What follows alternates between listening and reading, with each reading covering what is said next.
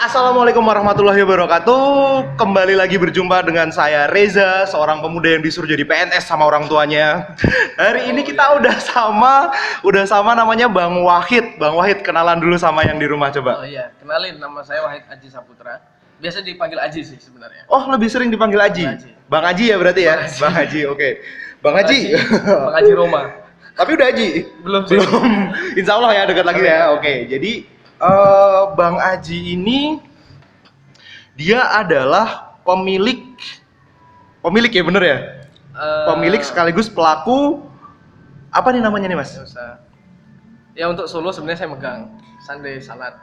Oh banyak. Oke, nanti kita ceritain panjang kali ya. Oke. Usahanya apa nih Mas? Coba boleh dong diceritain dikit dong. Usahanya apa nih? Sebenarnya kita lakukan sekarang itu saya salah satunya itu milik sendiri itu Padang sebenarnya. Rumah makan Padang. Rumah makan Padang. Oke. Terus Sunday Salad ini bagian dari kerjasama sama teman-teman di Jogja. Terus Solo Raya ini saya yang handle dan saya buka secara pribadi sama teman-teman. Jadi solusi ini saya yang pegang gitu kurang lebih. Oke. Kalau di Solo sendiri cabangnya ada berapa Mas? Ada di UI, ada 3. Ada 3. Oke. Di mana aja tuh? Di UMS itu di selatan Masjid Gonilan. Kalau di UNS itu di Ngoresan. Di Ngoresan. Kalau di Mojosongo di Dempo, Malabar. Oke. Jadi ada 3. Namanya Sunday apa tadi Mas? Sunday Salad. Sunday Salad. Oke. Mas, boleh cerita dikit nggak awal mula usaha ini terbentuk tuh gimana? Awal mulanya sebenarnya karena kita butuh usaha lain yang kebutuhannya untuk cash flow harian sebenarnya. Cash to cash gitu lah, hari transaksi. Karena kemarin Padang itu ada periodiknya. Iya. Terus kemudian kita pikir apa ini usaha yang sekiranya segmennya anak muda, usia rentang 15 sampai 20, cewek. Terus kebutuhannya lagi bagus untuk tren-tren sekarang. Kita analisis banyak produk itu, kemudian ketemulah namanya salad buah. Salad buah. Dan ini salah satu salad terbesar terhits ya di Jogja. Oke. Berarti tadinya di Jogja dulu, habis itu baru di Solo. Iya, total sudah 10 cabang. 10 cabang, keren banget. Oke, Mas Haji, ini pertanyaan paling favorit nih kalau misal ketika kita ngobrol sama pelaku usaha, pertanyaan paling favorit adalah modal dapat dari mana? Wah, modalnya dari mana ya? Dari Gusti Allah ya. Dari Gusti Allah. Ya elah. Oh iya, dari sana. Oke, aku ganti gini deh. Siap. Pertanyaan aku ganti. Oh. Mulai usaha umur berapa? Umur ya. Sebenarnya sih waktu sejak kecil sudah mulai terlibat usaha jual beli kaos ini ya. Jadi orang tua kan usaha pakaian. Terus kemudian kami sudah ikut jualin gitu sejak SD SMP lah. SD SMP udah mulai bisnis. SD kelas 6 udah mulai. Jos. Anak kecil yang nonton jangan main game aja. Jangan main PUBG mulu. PUBG ya. Siap. Buat beli voucher Google. Oh gitu ya. Beli apa tuh? Voucher buat game Mas. Oke, jadi mulai dari kecil udah mulai usaha. Jualan kaos ya zaman dulu ya. Jualan kaos terus tadi dengar mulai kuliah itu udah mulai serius di usahanya. Itu semester berapa tuh Mas? Sebenarnya persis itu ketika semester 2 apa 3 ya, karena waktu itu pas mulai buat IO sama teman-teman. IO kampus. Awalnya dari IO. Ya, dulu namanya Golden Triangle, pertama kali yang bawa Ipo Santosa sama Bob Sadino dan kawan-kawan itu kami. Terus mulai dari situ mulai terlibat di usaha. Mulai ngerti bisnis dan sebagainya. Ya gitulah sama teman-teman. Terus kepikiran ini gimana sih Mas ceritanya? Udah buka duluan di Jogja, terus Mas Haji bawa ke Solo gitu. Betul. Itu modelnya gimana? Franchise atau? Kebetulan yang punya ini kan teman. Iya. Nah, terus kemudian ketemu, kita ngobrol, gimana kalau produk ini saya bawa ke Solo? Terus dia bilang oke, nggak apa-apa. Dan akhirnya juga invest bareng ke sini untuk area seluruhnya kita yang handle gitu. Jadi secara teknis kita yang produksi, kita yang supply, kita yang buka store dan kawan-kawan. Oke, balik lagi ke pertanyaan tadi Mas. Itu kan maksudnya karena ini bisnis bersama gitu kan ya. Dan ini gede loh, lumayan loh. Oh, iya, lumayan gede loh, dan ada 3 loh di Solo. Dan ada 3 loh. Itu dana awalnya tuh dari mana Mas? Apa nabung Atau pinjem atau dari mana? Ya sebagian dari perolehan dari Padang. Dari nasi padangnya Dari itu. Padang, terus beberapa dari Danatur pastinya. Karena saya juga ada usaha tour waktu itu. Tour and travel. Heeh. Nah, terus kemudian share-nya dari beberapa teman-teman dari Jogja. Jadi 75% dari kami, 25% dari teman-teman Jogja. Oke, jadi gabung-gabung ya. Iya. Itu bikin pusing nggak sih Mas kalau misal gabung-gabung kayak gitu nanti ngitungnya? Awalnya sih. Awalnya bikin pusing. Awalnya. Tapi sekarang manajemen udah jadi ya, udah bagus ya. Sudah ada pembagiannya. Itu bagian operasional sama keuangan, bagian store, saya bagian ngatur sumber daya manusianya. Oke, keren banget. Mas Haji ini berarti karena dari orang tua juga udah mulai usaha, dapat darah usaha mungkin dari orang tua ya. Genetik. Dari orang tua, didukung berarti sama orang tua nih bikin kayak gini. Dulu supportnya malah di tournya. Jadi pas posisi ini runningnya sama teman-teman, sama adik itu adik. Nah, pas tour masih disupport gitu. Sebenarnya sih basic sama seperti masnya. Kita disuruh jadi pegawai. Lulusan S1 itu harus kerja di kantoran pakai dasi seragam lengkap berangkat tertib kan gitu. Dan itu jadi masalah kalau Anda usaha. Iya mungkin banyak pelaku usaha bukan pelaku mungkin orang yang pengen memulai usaha di luar sana yang terhambat karena nggak dapat dukungan dari orang tua. Biasanya orang tua pengen kita jadi yang utama pasti pengen banget jadi PNS. Bener nggak Mas? Sama ya, gitu nggak? Ya, sama. Terus gini dong Mas, lucu nih.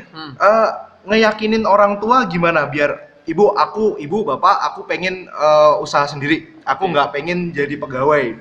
Nggak bisa menyelesaikan misi dari kalian buat jadi pegawai negeri. Gimana tuh Mas? Bilangnya ke mereka gimana? Itu misi yang sangat-sangat luar biasa. Dari leluhur gitu. Untuk jadi pegawai. Cuman pada prinsipnya sebenarnya orang tua itu bagus ya. Untuk teman-teman supaya settle, tidak kesulitan dalam segala hal, terutama finansial. Tetapi kemudian teman-teman pasti punya passion dalam berjalannya waktu. Betul. Yang dibutuhkan orang tua sebenarnya bukan apa usahamu, tapi gimana pembuktiannya saja sih dalam berjalannya. Dan itu saya ngalami banget. Orang tua ketika sudah tahu ada buktinya, fisiknya Anda dan berjalannya dengan baik, pasti supportnya akan 2 kali lipat bahkan berlipat-lipat itu. Akan difasilitasi, akan diberikan apapun yang dibutuhkan. Ketika keputusan teman-teman tuh menghasilkan pembuktian.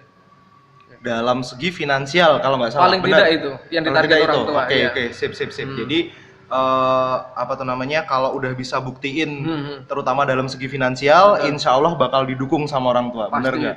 Iya bener banget. Walaupun belum tentu semua seperti itu. Iya kan, karena kadang ada mainstream keluarga yang memang harus secara turun-temurun harus di PNS gitu ya. Sabar Mas. Keluarga besar PNS. Keluarga besar. Kamu kalau nggak jadi PNS, dipecat jadi kakak. Dikeluarin dari kakak. Dari kakak. Kejem banget. Padahal sudah 8 purnama mendaftar jadi PNS ya. Mas boleh cerita dikit nggak ketika awal-awal mulai bisnis gitu ada suka dukanya gitu? Mungkin banyak dukanya ya Mas. Gimana tuh Mas zaman dulu ceritanya tuh? Ya pasti dihujat karena kita punya kertas 1 lembar yang menyatakan kita pernah sekolah gitu. Ijazah, oke. Itu juga momok sebenarnya, naruh pertarungan mental di sana. Pasti dihina. Pertama paling tidak itu dulu. Suka duka yang lain pasti jatuh bangunnya. Nggak laku, nggak bisa dipasarkan, ganti produk dan kawan-kawan. Tapi itu ya kalau seandainya dinikmati ya jadi proses pertumbuhan untuk mentalitas kita sih sebagai pengusaha. Berarti jangan dihindari tapi dijadiin pelajaran gitu ya Mas? Dialami dan dilalui dengan baik lah. Oke, siap. Terus kan udah banyak mulai dari kecil tuh Mas, dari kecil udah mulai nyoba bisnis, udah sempet buka tour and travel juga, terus apa tadi warung Padang ya? Masih jalan. Masih jalan. Tour and travelnya masih jalan, warung Padang masih jalan? Masih jalan. Itu momen dimana kan tadi susah gitu kan, jatuh bangun tapi nggak bakal nyerah gitu kan. Mulai ada nggak momen dimana mulai menikmati hasil, ini udah mulai settle, udah mulai wah fix nih jadi nih gitu gimana? Sebenarnya momennya itu bukan terkait finansial pada akhirnya. Siklus yang dialami ini dalam bisnis ini jadi enak aja, nikmat.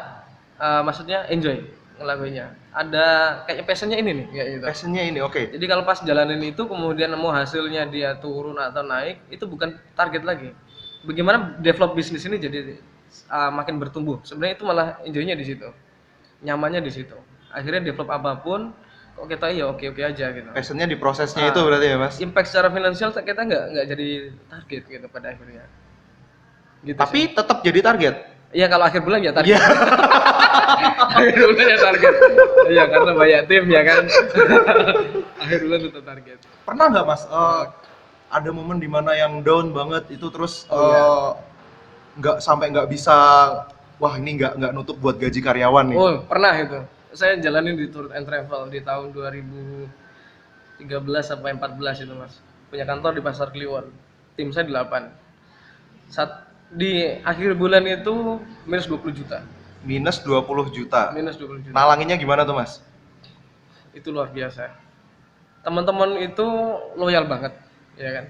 Survive banget dengan kondisi yang ada. Saat itu kita baru main di mekanismenya kasar lah saat itu, jadi sehingga tidak terlalu bagus di market tour and travel Solo ini. Teman-teman harus catat di pemain tour and travel Solo ini. Luar biasa permainannya. Nah, nutupnya gimana? Itu ternyata ada tour pada saat nggak ketutup akhirnya mas, nggak ketutup teman-teman. Nggak ketutup. Teman-teman kita kasih gaji terakhir terus pada resign kan, kita resign kan, terus masih ada tersisa, ada Mas Wasis, Mas Ibeng, dan kawannya Mas Wahyudi. Teman-teman itu mungkin kalau teman-teman ingat itu orang-orang yang paling survive, loyal untuk di usaha. Nah kemudian ketika mau berjalan sampai akhir ternyata kontrakan saya itu dirampok, dibobol. Dibobol, 3 tempat PC itu hilang semua. 4 hilang semua, posisi belum pada gajian, sisa 4 bulan kontrakan. Itu teman-teman saya pada nangis semua. Pagi saya datang ke sana udah ada polisi itu kan ya, udah di BAP. Kita cari, kita lacak. Itu momen yang paling bikin down. Teman-teman lagi kondisi minus. Iya. Kerampokan. Aduh. Tapi gimana tuh? Bangkitnya gimana tuh mas? Bangkitnya gimana tuh? Akhirnya gimana tuh? Ada perenungan. Delala sampai saat itu, kemudian berjalan sisa kurang waktu berapa kontrakan, teman-teman saya bilang, guys kalau seandainya teman-teman udah nggak kuat, istirahat aja. Cari yang lebih pas untuk cover teman-teman. Aku tak jalan di sini sendiri. Satu momen datang ke kantor, PC sudah nggak ada, tinggal 1 biji kalau nggak salah itu tuh. Baliknya tuh drama juga. Terus habis itu duduk di kantor tuh diem, nggak ada karyawan nih. Sudah. Tapi dibuka aja, duduk diem itu rasanya sudah kayak nggak ada opsi A, B, C, ya sudah diem, sudah nggak punya pilihan apa-apa. Nangis itu sudah nggak ada. Udah hampir udah nggak bisa ada ekspresi. Ini opsinya cuma tinggal nyerah doang ini. Ini kita ya segitulah. Jadi sudah nggak punya ekspresi apa-apa, sudah diem. Terus nggak lama aku pulang tuh mas, ya kan?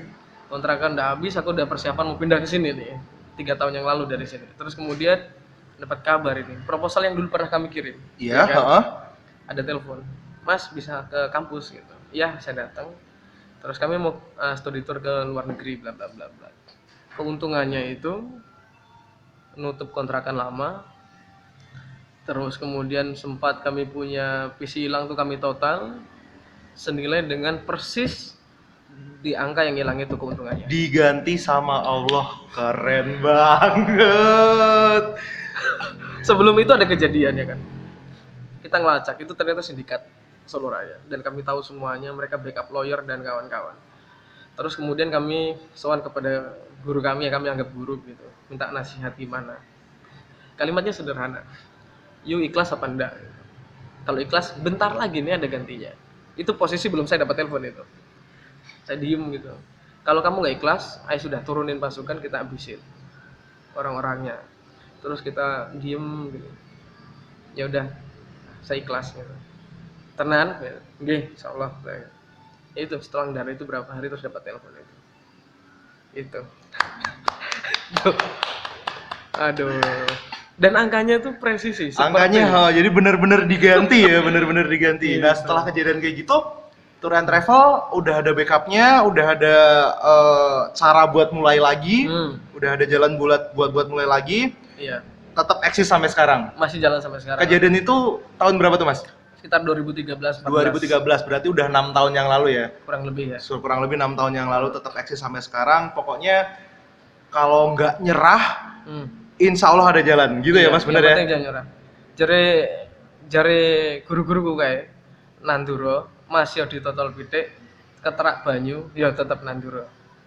Ngono. Tanamlah, Oh, tanamlah.